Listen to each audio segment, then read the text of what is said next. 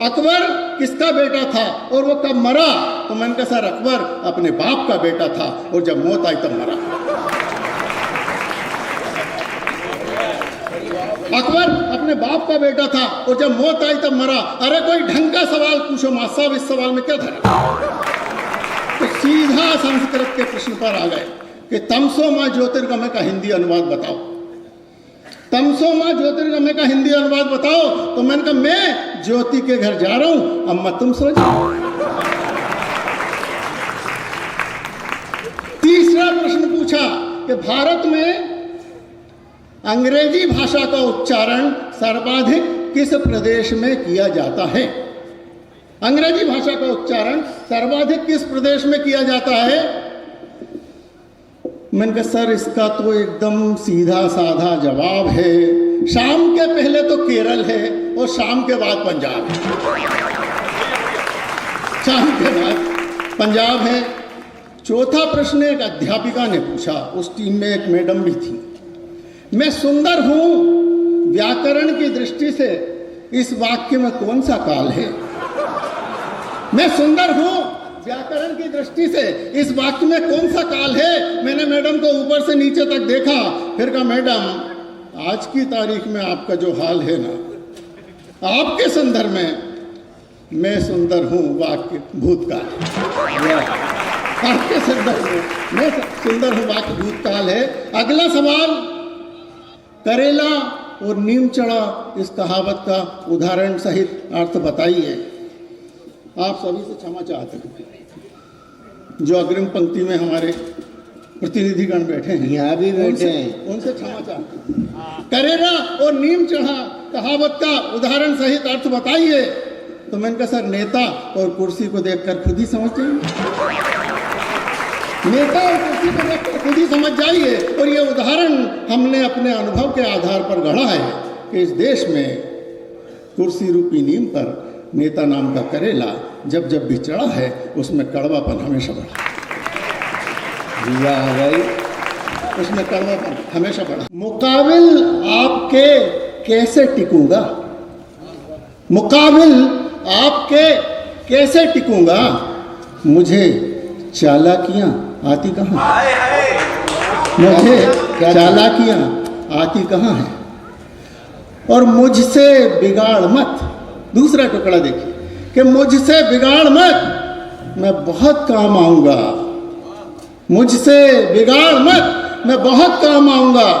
दुकान मुखौटों की अभी खोल रहा हूं। दुकान मुखौटों की अभी खोल रहा हूं। और वो जो अपने हैं क्या सच में अपने हैं? वो जो अपने हैं क्या सच में अपने हैं या फिर केवल अपनेपन के सपने हैं? या फिर केवल अपनेपन के सपने हैं? और जरूरत पर यकीनन हम तुम्हें भी याद कर लेंगे। जरूरत पर तुम्हें भी हम यकीनन याद कर लेंगे। अभी जिनकी जरूरत है उन्हें तो यूज थ्रो कर लें। अभी जिनकी जरूरत है उन्हें तो यूज थ्रो कर लें। और देखिए कि उसने गर्मजोशी से हाथ मिलाया। उसने गर्मजोशी से हाथ मिलाया और मेरी आस्तीन को घूरने लगा। उसने गर्मजोशी से हाथ मिलाया और मेरी आस्तीन को घूरने लगा। शायद रहने की जगह तलाश शायद रहने की जगह तलाश रहा था। और जब रहने की जगह तलाश रहा है तो आस्तीन कुर्ते की अब कुछ ढीली सिलवाता हूं मैं। आस्तीन कुर्ते की अब कुछ ढीली सिलवाता हूं मैं। जो भी रहना चाहे कोई फस्सम फस्सा नहीं रहे। जो भी रहना चाहे कोई फस्सम फस्सा नहीं रहे। झूठ की दुकान पर आकर ग्राहक ने दुकानदार से कहा झूठ क्या भाव दिया? दुकानदार ने पहले तो तिरछी नजर से देखा, फिर मुस्कुराकर स्वागत किया। आइए आइए तशरीफ लाइए, कितना चाहिए? आइए आइए तशरीफ लाइए, कितना चाहिए? ग्राहक ने कहा जी भाव तो बताइए, भाव तो बताइए। दुकानदार बोला भाव बहुत सस्ता है, केवल 1000 रुपये का।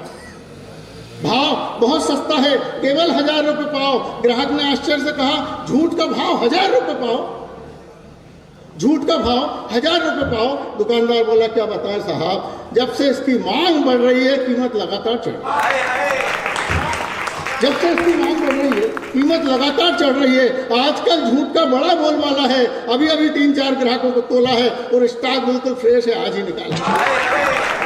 ग्राहक बोला, अच्छा 1 किलो दे दीजिए, 1 किलो दे दीजिए। दुकानदार बोला, जी हाँ जरूर लीजिए। अंदर आवाज लगाई, अरे बेटा हरिश्चंद्र,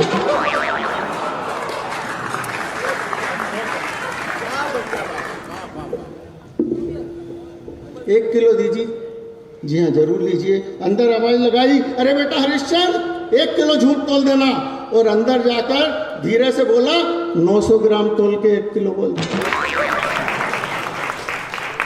900 ग्राम तोल के 1 किलो बोल देना। बाहर आया, एक बार फिर मुस्कुराया, और मैं आपकी क्या सेवा कर सकता हूँ? मेरे पास झूठ के अलावा छल, कपट, बेईमानी, भ्रष्टाचार सभी का स्टॉक है अपार। मेरे पास झूठ के अलावा छल, कपट, बेईमानी, भ्रष्टाचार सभी का स्टॉक है अपार। अब ना रखें तो क्या करें साहब? उस सामने वाले व्यापारी को ही देखिए, उस सामने वाले व्यापारी को ही देखिए, सच्चाई और ईमानदारी को लिए बैठा है। साले को 8 दिन से खाने नहीं मिला, इसके बाद भी आटा कहता है, मैं तो सच्चाई और ईमानदारी पर ही जीऊंगा, झूठ और फरेबी का पानी भी नहीं पीऊंगा। अरे जब खाने ही नहीं मिलेगा तो खाक जियोगे? सच्चाई को चाटोगे या ईमानदारी को घोल के पियोगे? अब आपको क्या बताऊं साहब, 8 दिन पहले इसके पास एक ग्राहक आया था। 8 दिन पहले इसके पास एक ग्राहक आया था और किसी शव यात्रा में राम नाम सत्य करने के लिए 1 पाव सच ले गया था।